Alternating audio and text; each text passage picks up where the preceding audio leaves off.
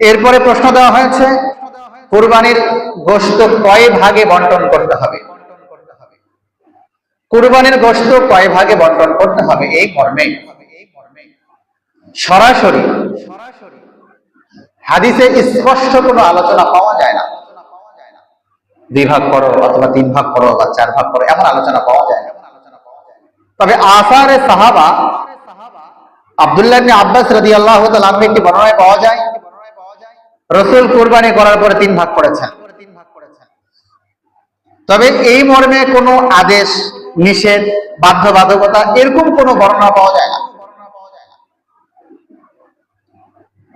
ফুকাহায়ে কেরাম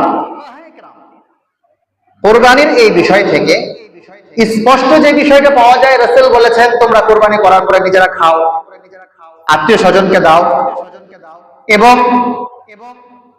প্রতিবেশী যারা আছে, অসহায় যারা আছে, তোমাদের কুরবানির মাংস তাদেরকে দাও। এই বিষয়গুলোকে সামনে রেখে ফুকাহায়ে কেরাম বলেন তাহলে সেই ক্ষেত্রে উত্তম হতে পারে, এটা ভালো হতে পারে যে আমরা কুরবানির মাংসটাকে 3 ভাগ করি, আর কুরবানির মাংস 3 ভাগ করার পরে নিজেদের জন্য রাখি, আত্মীয় স্বজনকে দেই, গরিব দুঃখীদেরকে দেই। তাহলে সামাজিক যে ভ্রাতৃত্ব, যে বন্ধন, এটা অটুট থাকবে।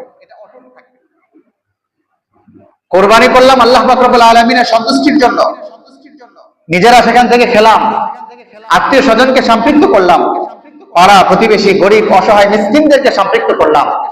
তো সামাজিক ভ্রাতৃত্ব বোধটা, সমাজের মধ্যে পারস্পরিক হৃদ্যত, মহব্বত, ভালোবাসা বাড়বে।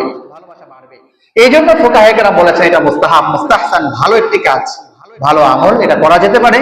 3 ভাগ করে নিজের জন্য 1 ভাগ, আত্মীয় স্বজনের জন্য 1 ভাগ এবং গরিব দুঃখীদের জন্য 1 ভাগ বন্টন করা।